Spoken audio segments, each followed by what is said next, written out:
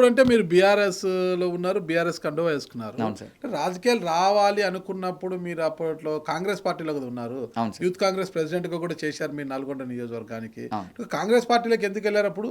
Sir నాకు తెలిసి తెలియని ఏజ్‌లోనే రాజకీయంలోకి వచ్చిన. అంటే నాకు జరిగిన కొన్ని ఇన్సిడెంట్స్ వల్ల నేను ఆ ఇన్సిడెంట్స్ పైన ప్రభావితం చేసుకొని నేను రాజకీయంలోకి రావడం జరిగింది సార్. వచ్చిన రాజకీయంలో నేను రావడమే ప్రతిపక్షంలో ఉంటే మనకు ఒక పేరుంటది. మాట్లాడడానికి ఒక అవకాశం ఉంటది. ఇంకోటి ఏంటంటే సార్ మా ఏరియాలో మా తాతలు కానీ మా తల్లిదండ్రులు కానీ ప్రతి ఒక్కరు కూడా కాంగ్రెస్ పార్టీకి లాయల్ ఉండే సార్. ఎందుకంటే రిజర్వేషన్ ఇచ్చింది ఇందిరాగాంధీ గారు కాబట్టి ఆ కృతజ్ఞత భావంతో ప్రతి ఒక్కరు కూడా మా గిరిజనులు మ్యాక్సిమం మీకు తెలిసినంత వరకు కూడా చాలామంది కాంగ్రెస్ పార్టీకి ఫేవరబుల్ ఉంటారు. ఆ రోజు మనం ఉన్న నేపథ్యంలో ప్రతిపక్షంలో ఉంటేనే బాగుంటుందని మనకు మాట్లాడే అవకాశం కలుగుతుందని చెప్పేసి మనం ఆ రోజు కాంగ్రెస్ పార్టీలో జాయిన్ అవ్వడం జరిగింది సార్. జాయిన్ అయినప్పుడు కూడా నేను చిన్న ఎత్తున ఏం రాలేదు, చాలా పెద్ద ఎత్తున జాయిన్ అయినా. మంచి ప్రాధాన్యతనే దొరికింది. అక్కడ ఉన్న లోకల్లో ఇప్పుడు ప్రెసిడెంట్ బాలునాయక్ గారు కూడా ఆ రోజు నాకు ఫస్ట్ మంచినే స్వీకరించారు. నన్ను కొన్ని అన్ని విధాలుగా నాకు కొంచెం స్టార్టింగ్లో సపోర్ట్ చేసిరు. మరి కాలక్రమేణా ఏం జరిగిందో ఏమైందో నాకు కూడా తెలియదు సార్. నా గురించి ఆయనకి ఏం చెప్పారు అనేది నాకు తెలియదు. మరి ఏమైందో తెలియదు. ఆయనతోని మేము తిరగలేదనే ఒకే ఒక రీజన్తోని నాకున్న యూత్ కాంగ్రెస్ ప్రెసిడెంట్ పదవిని తీసేసారు. నేను 1.5 year నేను సర్వ్ చేసిన సార్ కాంగ్రెస్ పార్టీకి. 1.5 year కాంగ్రెస్ పార్టీకి సర్వ్ చేసిన. ఆర్థికంగా, ఫిజికల్గా నా ప్రతి ఆర్థిక కష్టాన్ని, ఫిజికల్ కష్టాన్ని ప్రతిదీ కూడా నేను కాంగ్రెస్ పార్టీకి దారపోసిన. నాకు ఏ రోజు కూడా అందులో నాకు ఒక ప్రాధాన్యత దొరకలే, ఒక స్టేజ్ పైన కూర్చునే అవకాశం దొరకలే. స్టేజ్ పైన అంటే ముందరనే కూర్చోవాలనేది ఏం లేదు సార్. మాకు ఒక మూలకేసి కూర్చోబెట్టినా కూడా మేము చేసిన కష్టానికి గుర్తింపు దొరికిందని అనుకుంటాం.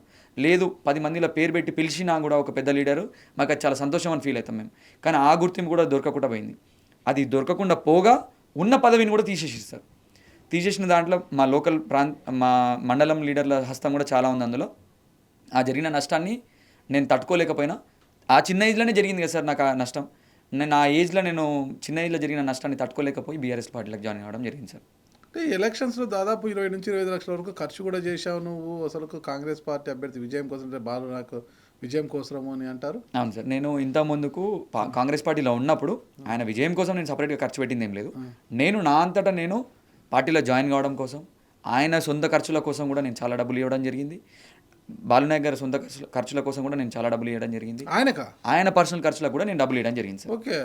నేను బాలునాయక్ అంటే ఎమ్మెల్యే బాలునాయక్కి ఆర్థికంగా సహాయపడేంత స్థితిమంతుడా నువ్వు? నేను ఆయనకి 100 రూపాయల కష్టం వస్తే 100 రూపాయలు ఇచ్చినా నేను అనట్లేదు సార్. నేను ఇచ్చిన 10 రూపాయలు కూడా నా 10 రూపాయలు నాకు ఆయనకి 100 రూపాయలలో 10 రూపాయలు చాలా చిన్నగా ఉండొచ్చు. కానీ నేను ఇచ్చిన 10 రూపాయలు నాకు 100 రూపాయలతో సమానం. నేను అట్లా కూడా నేను సహకరించిన అని చెప్తున్నా సార్. నాకు జరిగింది అందులో నష్టం. నన్ను ఆర్థికంగా దోపిడీ చేసిరు, నా శ్రమ దోపిడీ చేసిరు, నన్ను కంప్లీట్గా వాడుకున్నారు. నన్ను ఒక కర్రెపాకులాగా తీసి పడేసిరు సార్. నన్ను కర్రెపాకులాగా తీసి పడేసి ఎలక్షన్స్ టైంలో నన్ను ఏ ప్రచారానికి విలువలేదు, ఏ నామినేషన్ ర్యాలీకి విలువలేదు. అదంతా నాకు బాధ అనిపించి నేను ఇన్ని రూపాయలు ఖర్చు పెట్టుకొని ఇంత చిన్న ఏజ్లో నేను ఏదో పెద్ద విజన్ పెట్టుకొని వస్తే, ఏదో ఎంతో అంబిషియస్గా నేను రాజకీయాల్లోకి వస్తే నాకు దొరికిన గౌరవం ఇదా అని చెప్పి బాధతోని నేను ఎలక్షన్స్ ముందరనే బీఆర్ఎస్ పార్టీలోకి రావడం జరిగింది. బీఆర్ఎస్ పార్టీలో కూడా చాలా పెద్ద ఎత్తున వచ్చిన నేను ముందు నుంచే మంది జనాన్ని వేసుకొని మేము చాలా పెద్ద ఎత్తున వచ్చిన. పెద్ద సమక్షంలో చేరారు. రవీంద్ర కుమార్ గారి సమక్షంలోనే, మాజీ ఎమ్మెల్యే రవీంద్ర కుమార్ గారు సార్ గారి సమక్షంలోనే చేరిన తర్వాత కూడా మాకు అదే గౌరవం దక్కింది. మాకు అందులో ఏదైతే కోల్పోయినామో అది ఇందులో మాత్రం చాలా సంతోషంగా ఉన్నాం సార్ మేము ఈరోజు. బీఆర్ఎస్లో మాత్రం చాలా సంతోషంగా ఉన్నాం. అయితే 2023లో అధికారంలోకి వచ్చిన వెంటనే కాంగ్రెస్ పార్టీలో ఉండింటే బాగుంటుందేమో, అధికారం వచ్చింది, ఇది నాకు పదవి వచ్చేది సార్. నేను పైరవీలు చేసేటోడిని ఉంటే, నేను పదవిని అడ్డం పెట్టుకుని డబ్బులు సంపాదించాలనే విజయంతో వచ్చి ఉంటే నేను మీరు అన్నట్టు నిజంగానే బాధపడేటోండి సార్.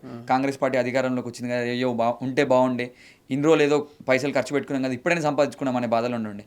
నేను ఏ రోజు కూడా బాధపడలేదు సార్. నేను దేనికోసం బాధపడ్డామంటే, ప్రాధాన్యత, మనకి ఒక గౌరవం కలిగించాలి, మనకు ఒక స్టేజ్ పైన మనకు ఒక సీట్ ఉండాలి అని అనుకున్నాం. యువకులకి ప్రాధాన్యత కావాలని కోరుకున్నాం సార్. అది అందులో లేదు. టీఆర్ఎస్ పార్టీలో ఉంది. టీఆర్ఎస్ పార్టీ అధికారంలో ఉన్నా లేకపోయినా మాకు ఆ గౌరవం ఉంది కాబట్టి మాకు ఇప్పుడు ఆ బాధ ఏం లేదు సార్. ఎన్ఐటీలో కెమికల్ ఇంజనీర్ చేసే మంచి ఫ్యూచర్ ఉంది, బ్రైట్ ఫ్యూచర్ ఉంది, వాటిని వదులుకొని ఇక్కడికి వచ్చావు. అంటే తండ్రి చూస్తే టీజీఎస్పీడిఎల్లో లైన్ ఇన్స్పెక్టర్ అనుకుంటాను, బాగానే సంపాదిస్తుంటాడు, అంటే ఒక 2 lakhs శాలరీ ఉంటుంది. మరి అక్కడ ఉద్యోగం చేసుకుంటూ వెంకన్న సేటు అనే ఒక రియల్ ఎస్టేట్తో పార్ట్నర్షిప్లో భారీ ఎత్తున రియల్ ఎస్టేట్ చేస్తూ భారీగానే ఆర్జించారు అని అంటారు సార్. ఇప్పటి వరకు మా నాన్న ఒక గవర్నమెంట్ ఎంప్లాయీ.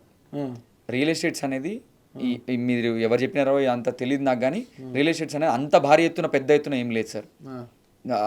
దేవరకొండలో మల్లేపల్లిలో విష్ణు కాంప్లెక్స్లు అవి ఉన్నాయంట మీకు కాంప్లెక్స్ సార్. అది మా తాతగారు మా నాన్నకు సంపాదించిన ఆస్తి, దాన్ని మా నాన్నగారు కొంచెం అమ్మి పోయి పెట్టుబడులు పెట్టుకున్నాడు అంతే తప్ప పెద్ద పెద్ద వెంచర్లు చేసి ఎవరికో ప్లాట్లు అమ్మి ఏం చేసింది అయితే లేదు సార్.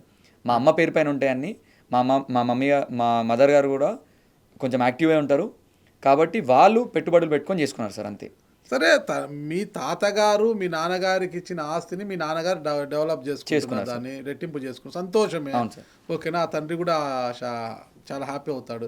కానీ మీ నాన్నగారు బాగా చదివించారు, ఎన్ఐటీలో కెమికల్ ఇంజనీర్ చేసినప్పుడు ఉన్నత విద్య ఎంఎస్ చేసుకుని ఇంకోటి చేసి మంచి జాబ్ తెచ్చుకొని వాళ్లకు బాసటగా ఉండాల్సింది పోయి తండ్రి ఇలా సంపాదించిన డబ్బు అంతా రాజకీయాల్లోకి తగలబెడుతున్నావు కదా, బాధకరం కాదంట పేరెంట్స్కి? మీరు చెప్పిన మాట అవాస్తవం సార్. నేను తండ్రి డబ్బుని తీసుకొచ్చి రాజకీయంలో పెట్టింది 24 వయసులో లక్షలు ఖర్చు పెడుతున్నావు, ఖరీదైన కార్లలో తిరుగుతున్నావు, ఎక్కడి నుంచి వస్తున్నాయి నీకు డబ్బులు ఇవన్నీ? సార్ నేను ఒక పాయింట్ చెప్తా సార్ మీకు. ఒక 1000 కోట్లు సంపాదించుకున్నా, ఒక 100 కోట్లు సంపాదించుకున్నా, ఒక 50 సంవత్సరాల వ్యక్తి వచ్చి రాజకీయం చేస్తే అది కామన్ రొటీన్, ఎవరైనా చేస్తారు. అది ఆ ఏజ్లో అన్ని స్థిరపడ్డాడు కాబట్టి ఇంకా చేసేది ఏం లేదు కాబట్టి వచ్చి రాజకీయం చేస్తారు.